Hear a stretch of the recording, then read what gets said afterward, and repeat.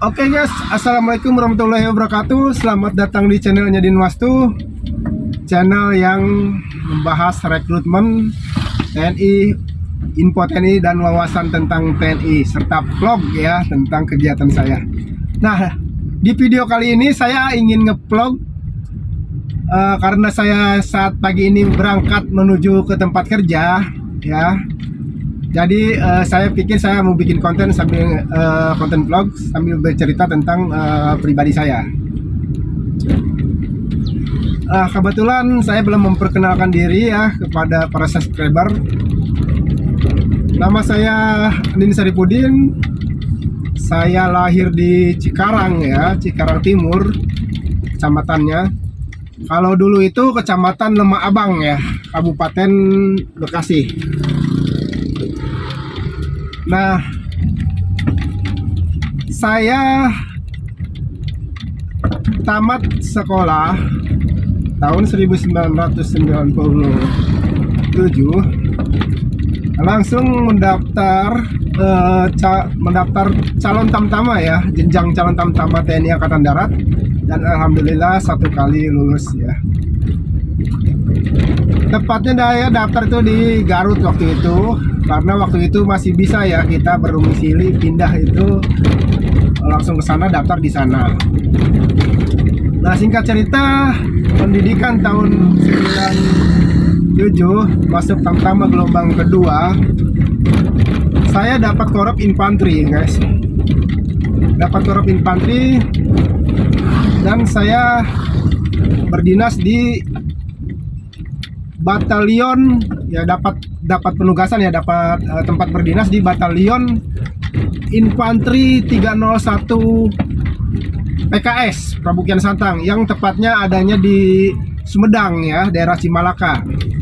Salam buat yang orang Sumedang ya. Saya pernah lama di sana di Cimalaka atau Cipantenun di batalion 301 PKS.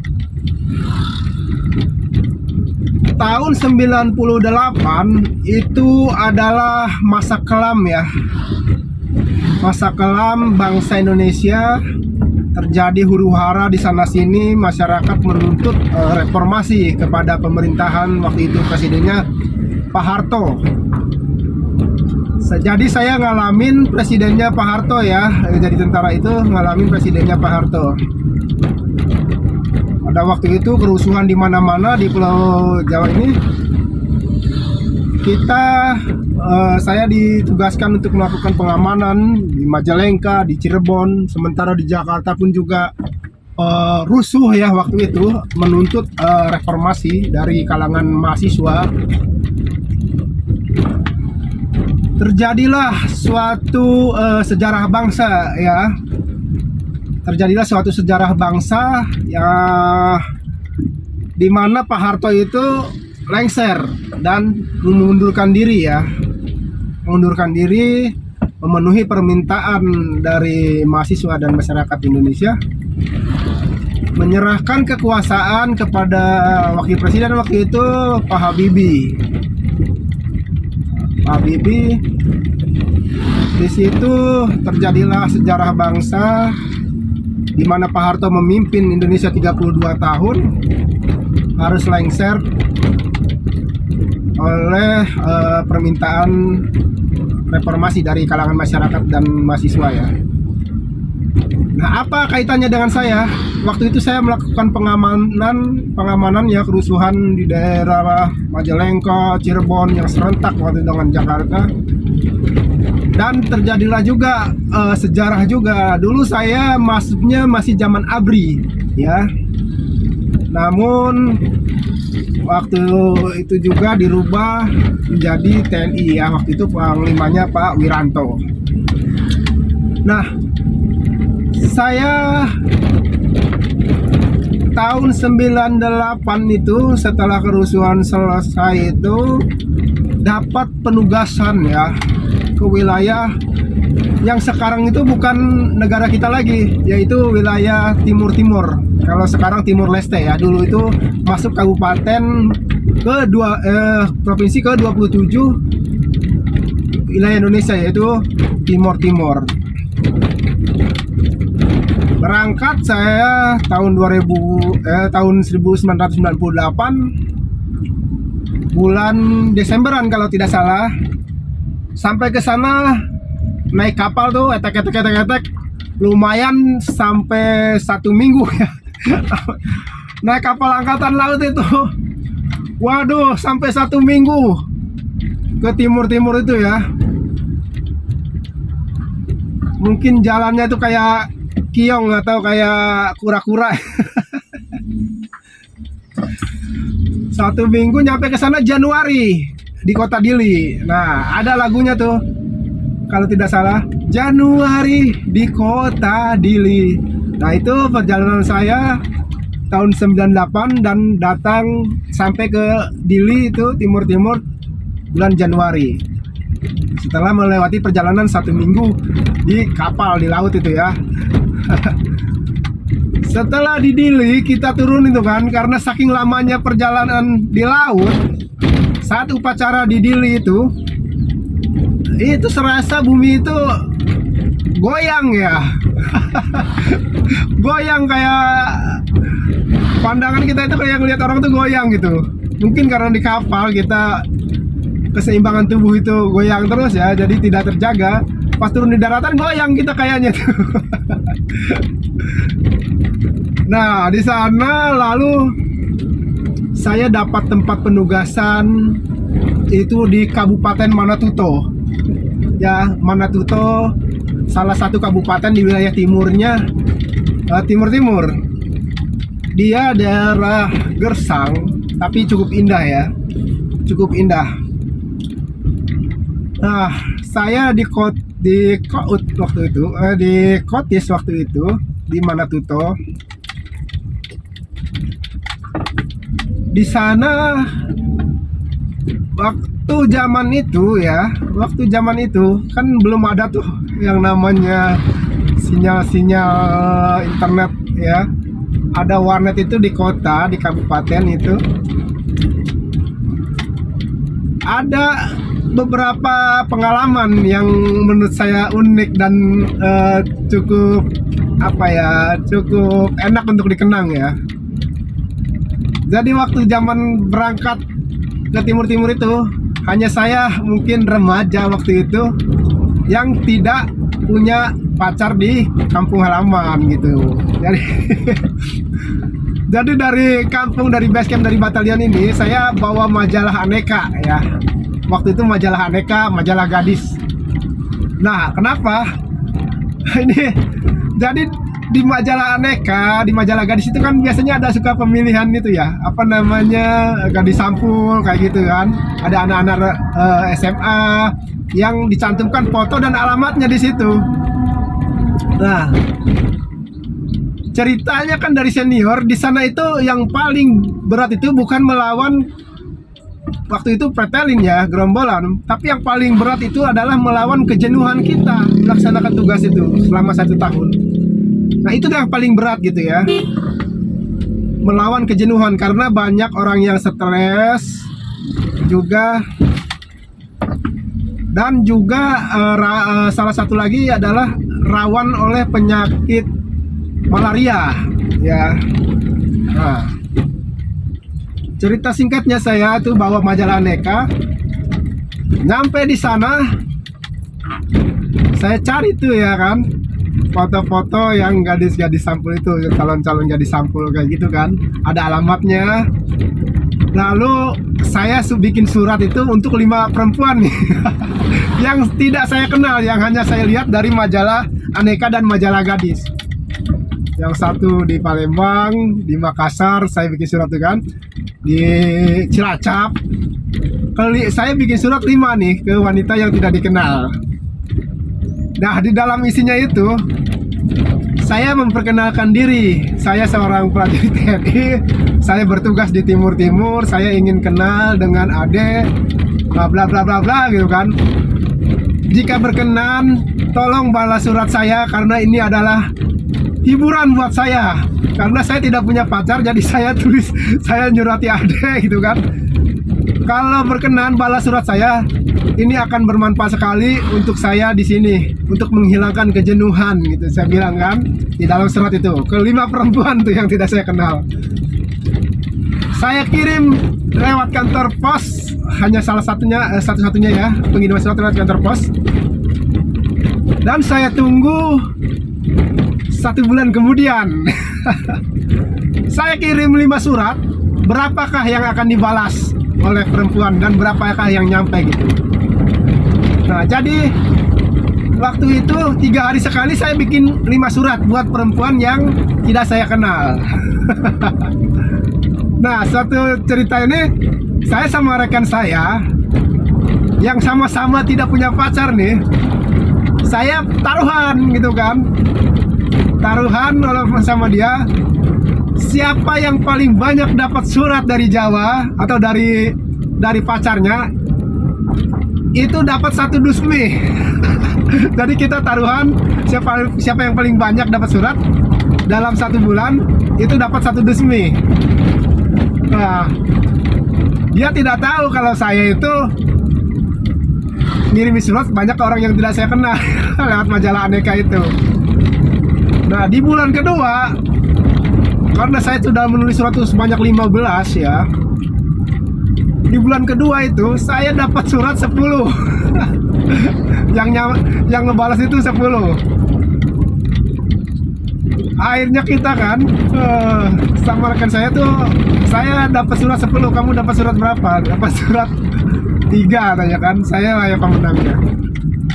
Nah, itulah hiburan, salah satu hiburan yang paling saya ingat itu di Timur, tepatnya di Monotuto. Saya menghibur diri dengan menulis surat perkenalan ya kepada orang perempuan-perempuan yang tidak dikenal waktu itu yang saya lihat dari majalah.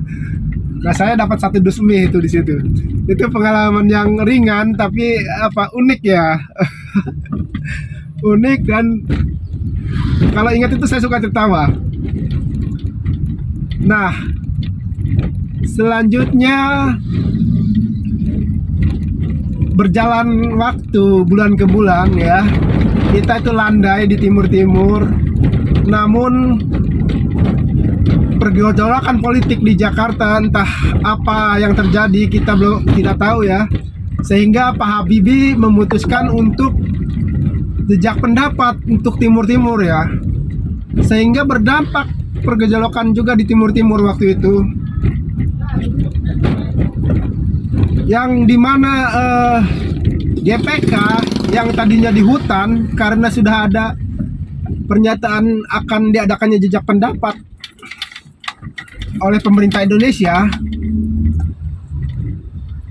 mereka turun ke kampung-kampung guys, yang mungkin senior waktu itu bertugas mencari sepucuk senjata dan 1 orang musuh pun itu butuh waktu bulan ke bulan ya di hutan.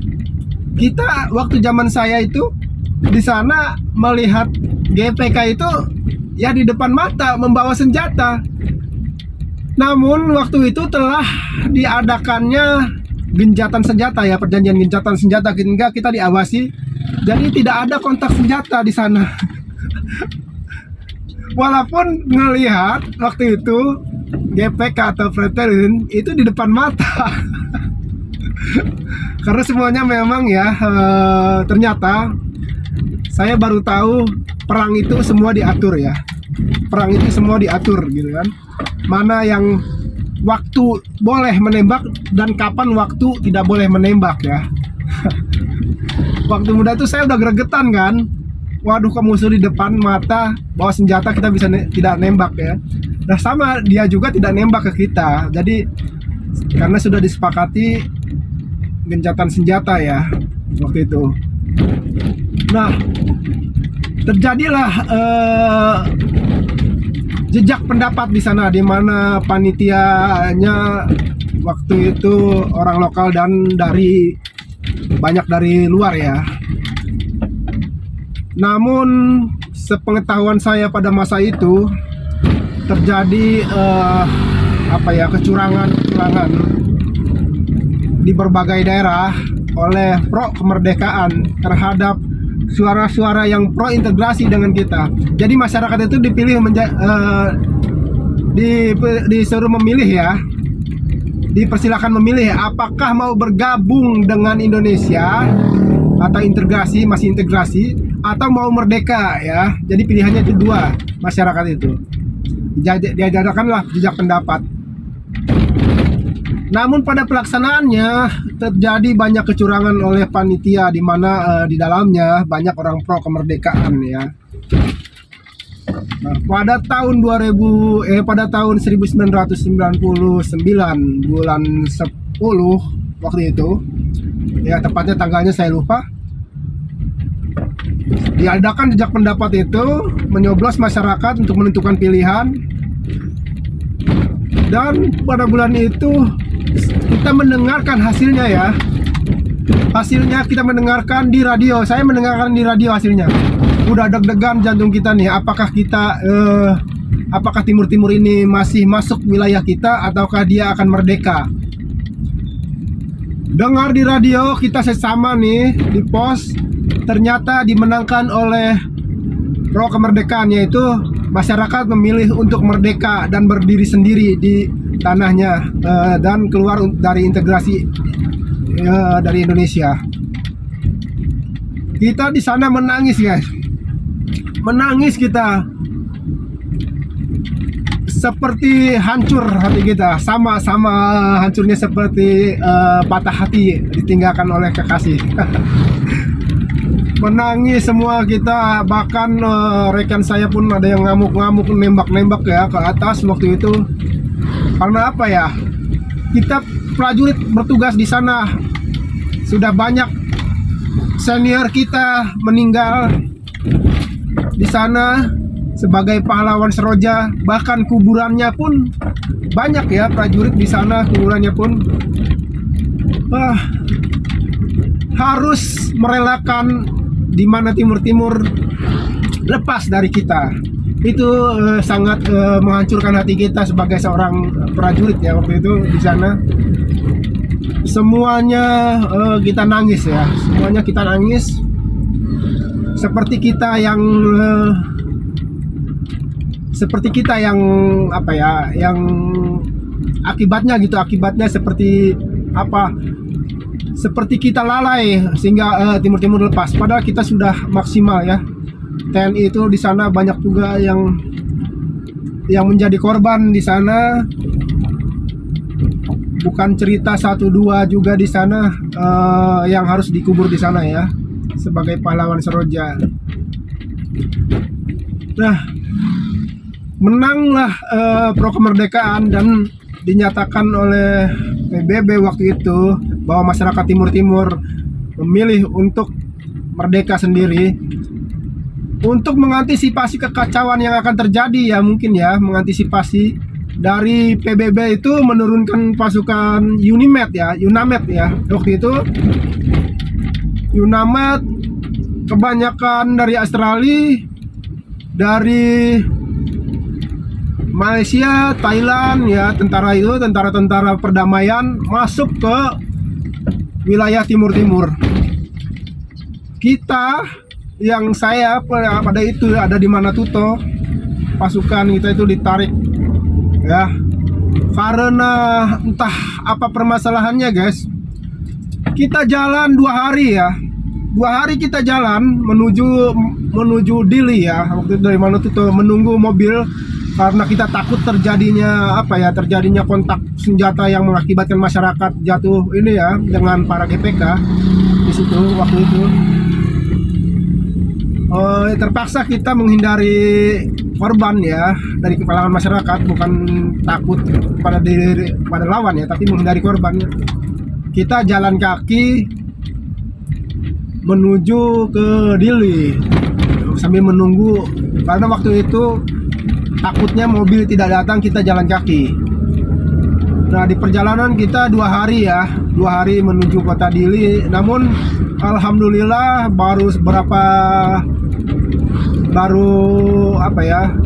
masuk ke hari kedua itu mobil datang dan kita dijemput ya mobil. Waktu terus berlalu, saya masuk ke kota Dili, ternyata di sana guys pesawat helikopter pasukan Yunamet itu war kayak capung banyak sekali. Mereka itu mau sambil patroli sambil menodongkan senjatanya ke kita, karena waktu itu saya termasuk dalam satgas teritorial ya, dimana tidak memakai loreng. Waktu itu saya memakainya baju PDL hijau waktu itu ya. Jadi melihat tentara Yunamet ini yang dipimpin oleh Australia itu, mereka patroli dengan tank-tank dan helikopter yang sangat terbang rendah ya, mengantisipasi mungkin kekacauan yang akan terjadi antara pro kemerdekaan dan pro integrasi. Memang waktu itu di Dili terjadi beberapa kekacauan ya, beberapa kontak tembak antara pasukan apa ya istilahnya, pasukan yang pro integrasi itu dari Mahidi waktu itu, Mahidi, Tarak ya, itu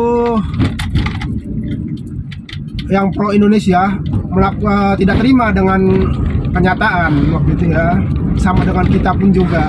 Jadi terjadi beberapa bentrokan dengan pro kemerdekaan. Makanya pasukan Yunamet patroli terus sepanjang hari. Setiap ketemu kita, mereka menodongkan larasnya ke kita. Jadi mereka beranggapan ini prajurit Indonesian Army ataukah apa ya, pasukan sipil bersenjata gitu ya. Mereka antisipasi mungkin ya. Namun kita tahu apa yang harus kita lakukan. Kita tidak menodongkan kembali senjata. Kita berbicara dengan bahasa yang sedikit mereka mungkin pahami, bahwa kita itu adalah Indonesian Army, gitu kan. Lalu kekacauan bisa diredam sedikit-sedikit gitu. Dan saya dikumpulkan di base camp 744 waktu itu ya, di Dili itu. Saya menurunkan bendera waktu itu di kantor itu, menurunkan bendera merah putih. Diperintahkan kemana turunkan bendera merah putih itu, kita bawa pulang. Nah itu benderanya tuh masih saya bawa ya, masih ada di rumah saya sebagai kenang-kenangan ya. Bahwa bendera itu pernah berkibar di timur-timur ya. Bendera itu saksi, merah putih itu saksi bahwa dia pernah berkibar di timur-timur. Dan saya simpan sampai sekarang, sampai 20 tahun lebih ya. Karena saya ingin ada cerita bahwa bendera ini pernah berkibar di timur-timur dan saya turunkan sendiri gitu kan. Kita seperti orang patah hati waktu itu. Seluruh pasukan yang ada di timur-timur ditarik waktu itu lewat Dili dan lewat Atambua ya, karena tidak semuanya bisa lewat Dili. Ada juga yang jalan sampai ke Atambua, wilayah NTT ya.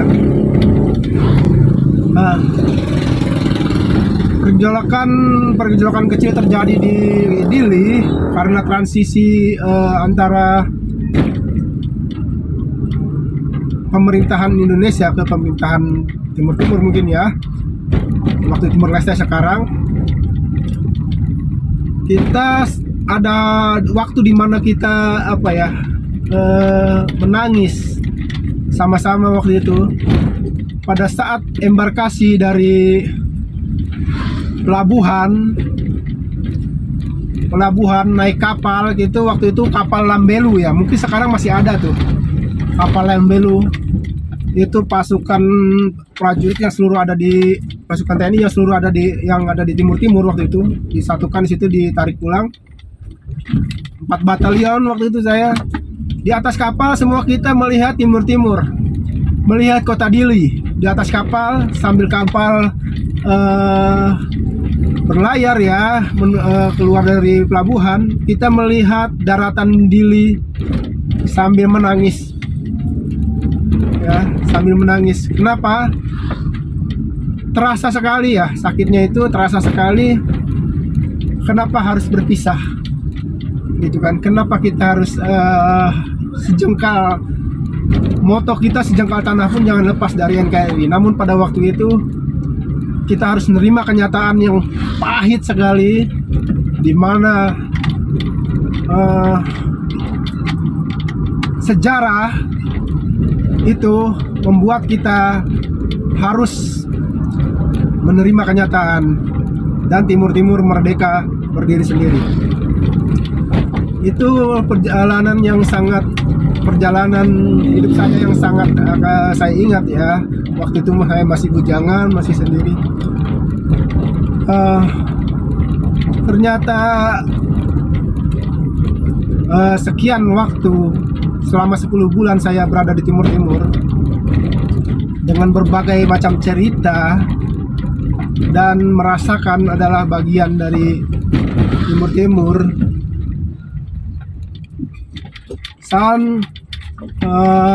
Sekarang harus mengenang ya,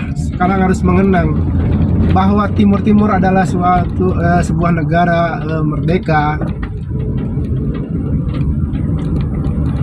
Ini dijadikan suatu cerita hidup buat saya dan akan saya ceritakan nanti ke cucu saya ya. Yang mungkin cerita ini prajurit-prajurit TNI yang sekarang mungkin tidak mengalami lagi ya, tidak akan mengalami, dan saya doakan tidak akan mengalami. Kenapa? Karena kita tidak mau ya sejengkal tanah pun NKRI lepas dari pangkuan Ibu Pertiwi ya. Ini adalah tanggung jawab semua anak bangsa dari berbagai macam elemen, dari orang-orang politiknya, dari orang-orang pintarnya, dari kalangan, pokoknya semua elemen adalah menurut undang-undang kita wajib mempertahankan kedaulatan negara kita ya. Jadi itu perjalanan saya di Timur Timur ya, menuju perjalanan dinas pertama saya, di mana saya masih remaja waktu itu dengan usia yang belia. Saya harus bertugas di Timur Timur dan menerima kenyataan tugas pertama dan terakhir di Timur Timur. Nah itu dia guys, setelah dari Timur Timur kembali saya ke Sumedang, ke Batalion 301, dan alhamdulillah saya diberi cuti selama 2 minggu, dan itu membuat kita sedikit press ya dari tekanan selama bertugas, tekanan mental selama bertugas ya. Kalau saya lihat ya di YouTube ya tentang Timur Timur, rasanya saya ingin meneteskan air mata guys. Mungkin anak-anak sekarang ini hanya tahu Timur Leste ya, tidak tahu bagaimana perjuangan prajurit TNI di sana mempertahankan NKRI ya, berdarah-darah di hutan berhari-hari, makan nasi dengan garam dan minum air sungai, segala macam penderitaan yang sudah kita alami di sana, dan itu hanya menjadi sebuah kenangan. Namun apapun yang terjadi, kita doakan untuk kebaikan semuanya. Timur Timur sekarang menjadi negara Timur Leste itu sangat indah ya, sangat indah. Entah perjalanan mereka pun juga tidak mudah ya, menjadi sebuah negara. Dan pesan buat semua ya warga negara, para generasi penerus, kewajiban kita lah untuk mempertahankan sejengkal tanah pun jangan sampai lepas dari pangkuan Ibu Pertiwi. Oke guys, ini saya udah nyampe di kantor saya ya, Koramil 062108 Caryo. Nah, saya simpan mobil dulu di garasi guys.